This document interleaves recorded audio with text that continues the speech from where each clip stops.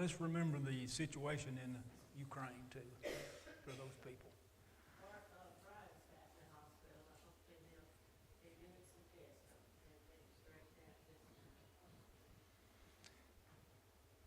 Well, Jackie, would you lead us in prayer this morning?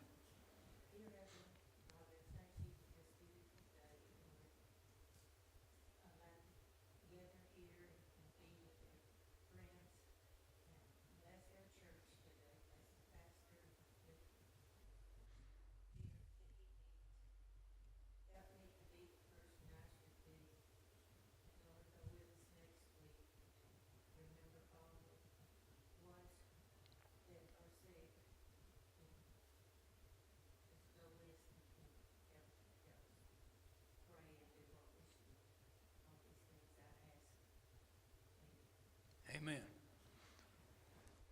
Before we get into the lesson, I'll try to get my throat clear.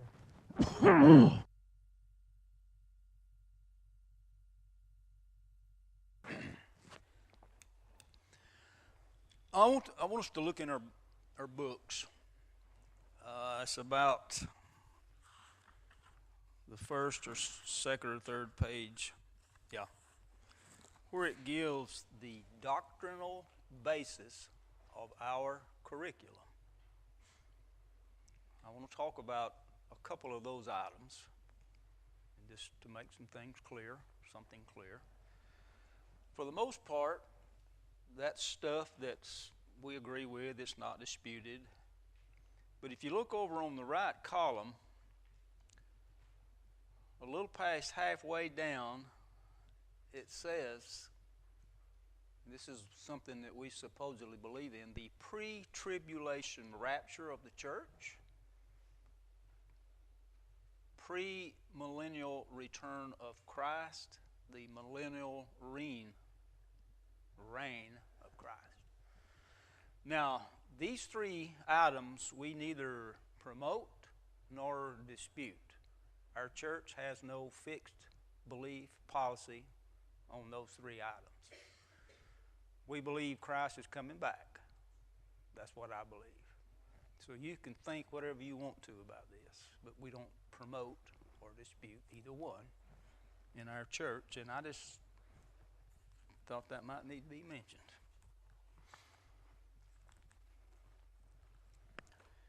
Today we're looking at the book of Zephaniah. He was a prophet that his ministry coincided or overlapped with Haggai that we were in last week, Jeremiah, Daniel, Ezekiel, and maybe more. But his ministry comes along about 50 to 75 years before Judea finally falls.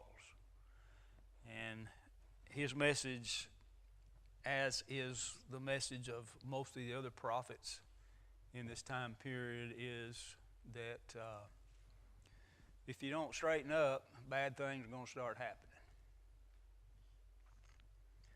Now, not too long, well, about the same time that Zephaniah came in, his ministry began, there was a king by the name of Josiah that became king of Judea. Now, at this time, the northern kingdom's already fallen. Josiah was made king at a young age, but after he got a few years on him, he had the priests, the religious people, to go into the temple and clean it out. And in the process of doing that, they found the book of the law. So where had it been all these years, and why were they not using it? Well, that's just an indication of the shape that the country had got into. But after finding it and reading it, if you look in and we're probably talking about what we would find in the first 5 books of our Bible. And if you read that, there's a lot of stuff in there about God says, if you do this, then you will prosper. But if you do this, then you're going to hurt, and I'm going to punish you. And after they found that book and started reading some of that stuff, Josiah, it scared him, it humbled him, and apparently it humbled several others to the point that they had a cleansing. And at this point in time, Israel had mixed in with their religion neighboring religions. So they were still going through the motions, temple worship, stuff like that, but they were including other things. And it got that bad. But anyway, there was an attempt. Josiah, let me just read a verse or two out of chapter 23 in 2 Kings. And the king, Josiah, sent, and they gathered unto him all the elders of Judah, and all the inhabitants of Jerusalem with him, the priests and the prophets, and all the people, both small and great. And the king stood by a pillar, made a covenant before the Lord, to walk after the Lord, keep his commandments and his testimonies, his statutes, with all their heart and all their soul, to perform the words of this covenant that were written in the book. And all the people stood to the covenant. And the king commanded Hilkiah the high priest and the priests of the second order and the keepers of the door to bring forth out of the temple of the Lord all the vessels that were made for Baal. So they had even brought things into the temple to do with these other religions. So this is how bad it had got. So anyway, for a while there, it seems that there was a revival. Maybe short-lived, based on the things that happened relatively soon after this. The revival was short-lived or just a minority of the people. But it kind of made me think of the 9/11 situation we had here. After that happened, you saw people in church that hadn't been there for a while, but it was short-lived. You know, people get scared, they get to thinking about God, and then when we get over it, we forget about God, and that's kind of what I think happened here, because shortly after Josiah died, it wasn't, 35 years before the kingdom fell. So, short revival, but at least it was a revival of some extent. And it may have prolonged or put off the punishment. And some of the stuff that we'll read in our lesson today kind of makes me think that.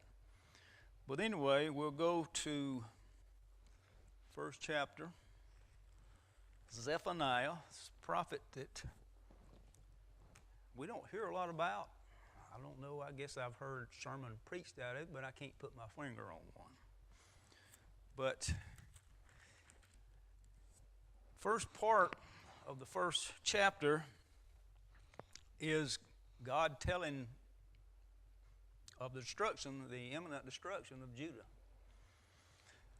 The word of the Lord which came to Zephaniah, son of Cushi, Gedaliah, Amariah, Hezekiah, and some think this Hezekiah is Hezekiah, which would make him a distant relative or descendant of King Hezekiah, but this may or may not be true.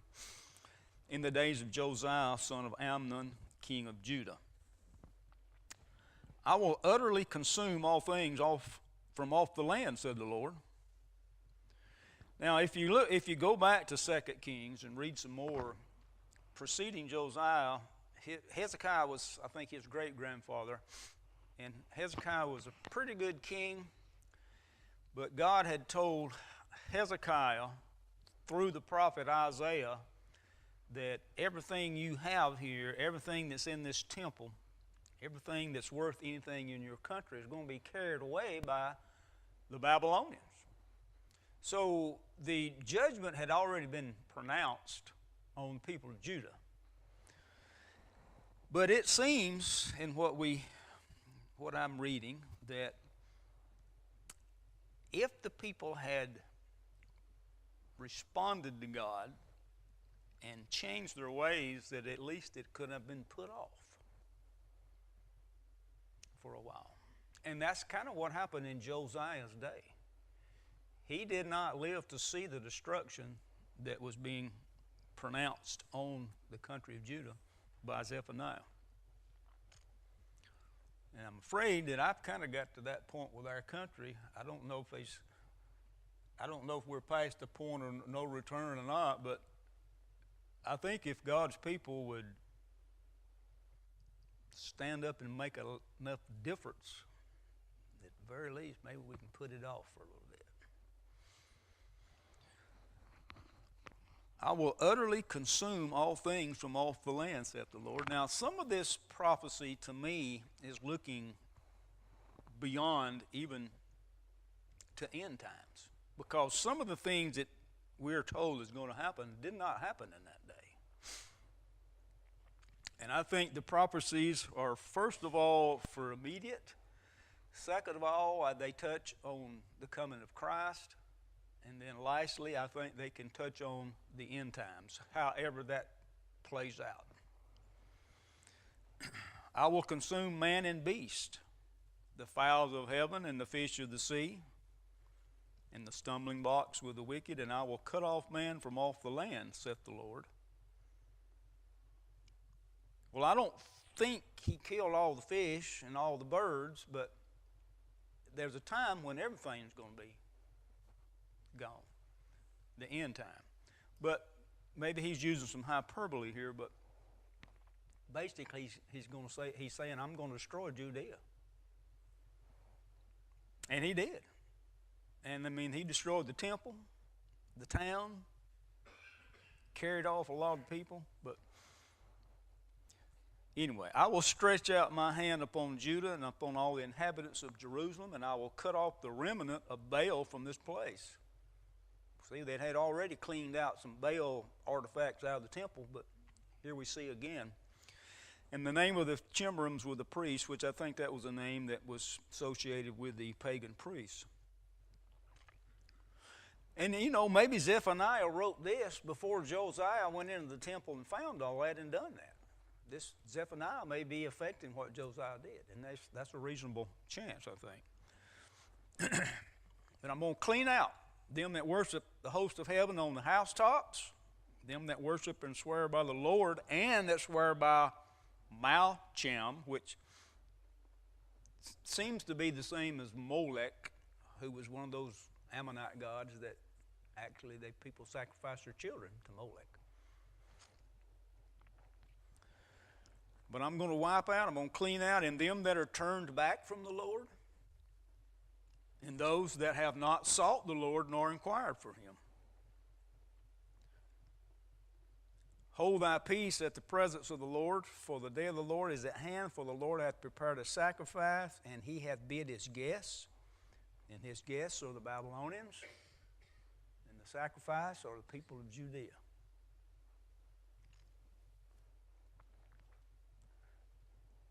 It shall come to pass in the day of the Lord's sacrifice that I will punish the princes, the king's children, and all that are clothed with strange apparel, which is indications of alliances with other religions and even other surrounding countries. And in the same day also I will punish all those that leap on the threshold, which fill their master's houses with violence and deceit. And that one's a hard one to try to pin down there, but it seems to be either some type of a superstitious belief or just the fact that there was no restrictions on what people could do to go in and take from others. No hesitation crossing over thresholds into someone's house or a threshold that I shouldn't be crossing to get what I want. There was an incident back in Samuel's day where the Philistines captured the ark, put it in the temple with their god Dagon, and the next morning Dagon's statue fell, and they stood it back up, and the next morning they found it had fell and broken the hands off and the head off.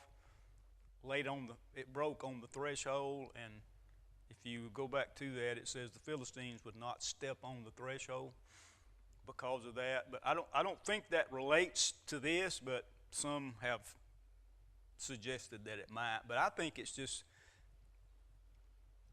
leaping over the threshold is people had no restrictions, no self-governments, no self-restraint.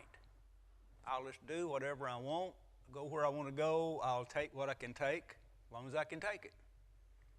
And I think it's just reflective of the attitude that I'm afraid the general public had taken on.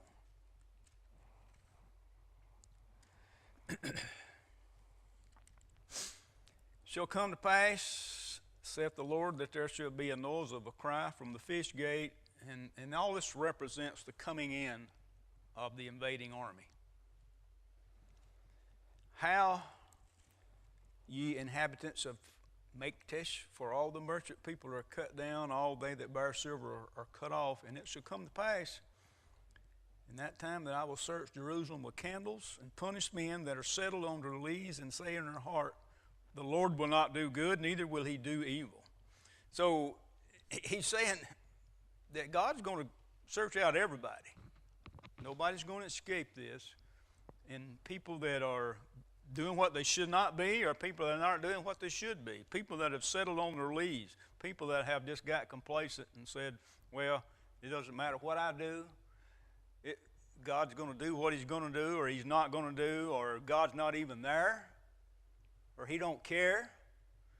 But people had got to the attitude that they had lost their respect for God.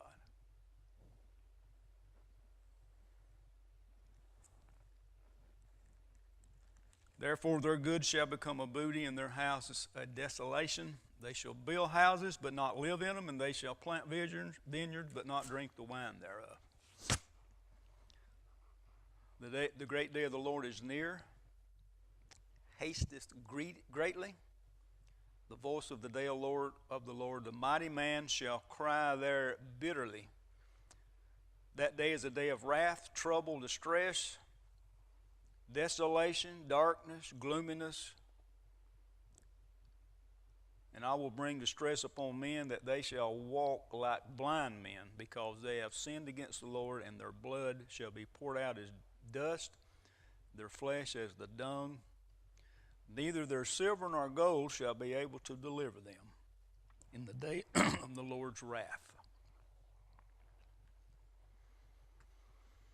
And how many people today are dependent on their stuff, or their wealth, or depending on anything other than God, their own abilities. But once a person or a group of people or a nation of people get ungodly enough, there's nothing they got that can, we end up destroying ourselves. We become our worst enemy when we turn our backs on God and walk away from him. And there's nothing that can save us from that unless we turn back. We have no power that can stand up against God's wrath when he gets ready to pour it out. And then we see in the beginning of chapter 2 maybe a plea, just a plea from God to turn back.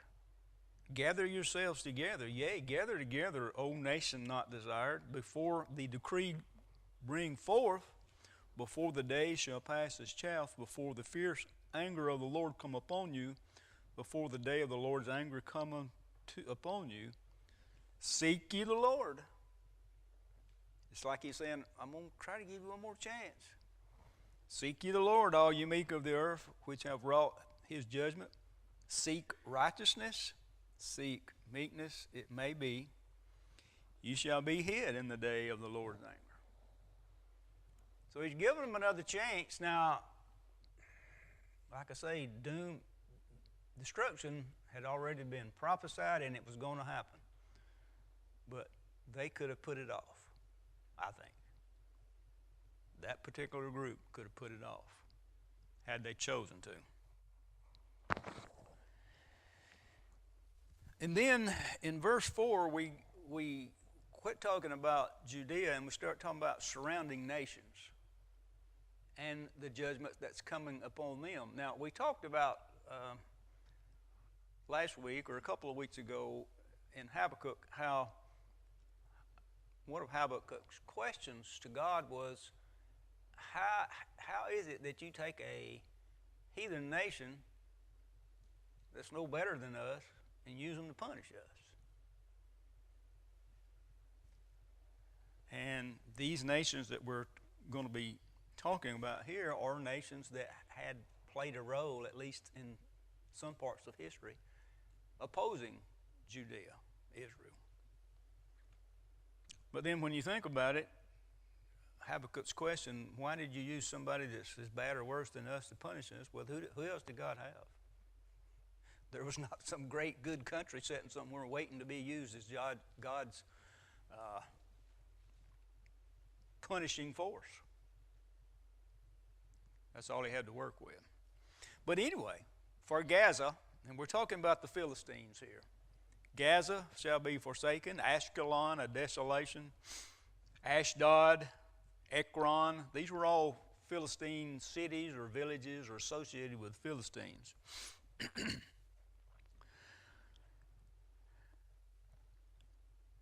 I will even destroy thee, that there shall be no inhabitant.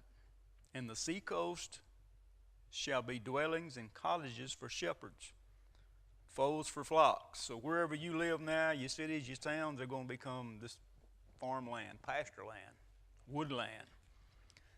The coast shall be for the remnant of the house of Judah. They shall feed thereupon. In the houses of Ashkelon shall they lie down in the evening. For the Lord their God shall visit them and turn away their captivity. And here we see a spark of hope. God's already saying through Zephaniah, yeah, Judah, you're going to be punished, but you're going to be given another chance. You're going to be brought out of captivity. And when you come back, you're going to be using some of these lands that belong to the Philistines. I've heard the reproach of Moab, another neighboring country, and the revilings of the children of Ammon, whereby they have reproached thy people, magnified themselves against their border. Therefore, as I live, saith the Lord of hosts, the God of Israel, surely Moab shall be as Sodom, and the children of Ammon as Gomorrah, even the breeding of nettles, salt pits, a perpetual desolation. The residue of my people shall spoil them, and the remnant of my people shall possess them. So we see judgment against Ammon and Moab.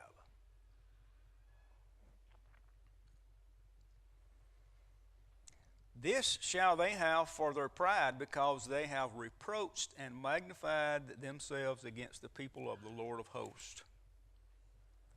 The Lord will be terrible to them. He will famish all the gods of the earth, and men shall worship him, everyone from his place, even all the isles of the heathen. Now here again we see something that's never happened.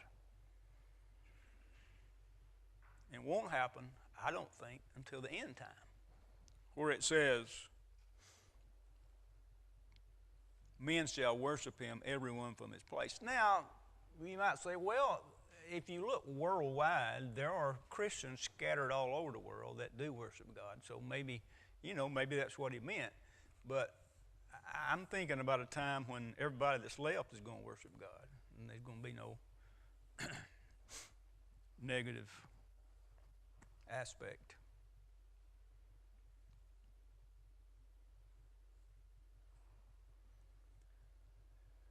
Verse 15, this is the rejoicing city that dwelt carelessly, that said in her heart, I am, and there is none beside me.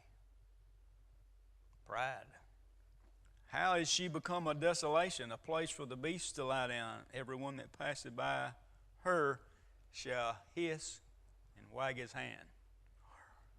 Whew. Look at what happened to them. We see God's judgment being pronounced on his own people and on the neighboring countries also. And then we kind of focus back on Jerusalem. In the 3rd chapter, Woe to her that is filthy and polluted, to the oppressing city. She obeyed not the voice. She received not correction. She trusted not in the Lord. She drew not near to her God. Her princes within her are roaring lions. Her judges are evening wolves. They gnaw not the bones till the morrow. The people that should have been leaders and teachers and examples had failed. Not only had they failed, they had turned to the dark side, so to speak.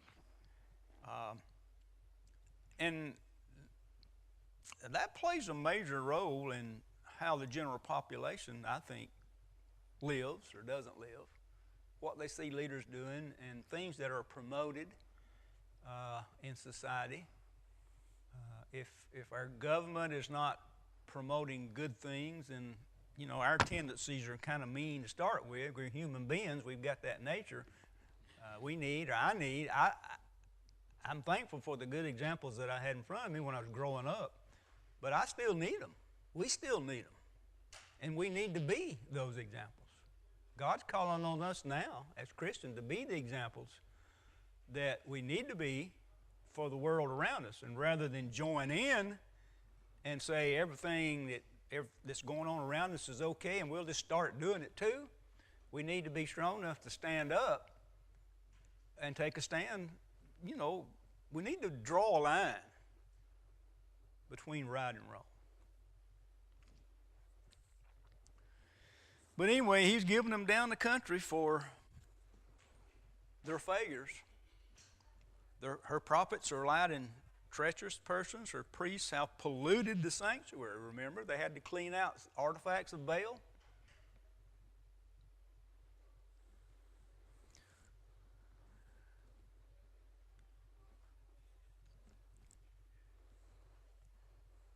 I'm going to skip on through. Therefore, verse 8, therefore wait ye upon me, saith the Lord, until the day that I rise up to the prey. For my determination is to gather the nations, that I may assemble the kingdoms, to pour out upon them mine indignation, even all my fierce anger, for all the earth shall be devoured with the fire of my jealousy. Well, God's not destroyed all the earth yet, but that time is coming. So we see threefold prophecies here. Now, down the road, and down at the end. Verse 9 kind of gets back into the hope. For then will I return to the people a pure language, that they may all call upon the name of the Lord to serve him with one consent. From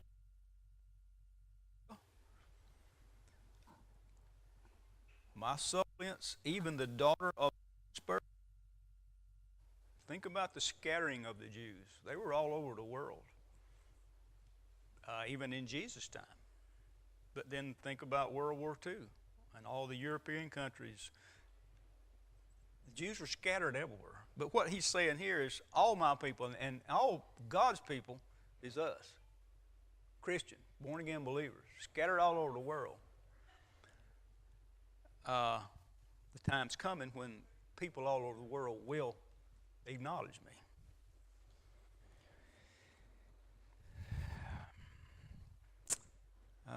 Verse 13, the remnant of Israel, and we're Israel. We're part of Israel. The remnant of Israel shall not do iniquity, nor speak lies, neither shall a deceitful tongue be found in their mouth, for they shall feed and lie down, and none shall make them afraid. Sing, O daughter Zion, shout, O Israel, be glad and rejoice with all the heart, O daughter of Jerusalem. Verse 15 says, the Lord has taken away thy judgment. You've been punished. It's over. In that day it shall be said to Jerusalem, fear thou not, and to Zion, let not thine hands be slack. And I'll finish with verse 20. At that time will I bring you again, even in the time that I gather for you, for I will make you a name and a praise among all the people of the earth when I turn back your captivity before your eyes, saith the Lord. And as we get into Haggai and the rest of the books, it will be pertaining to the coming back and the rebuilding. Thank you.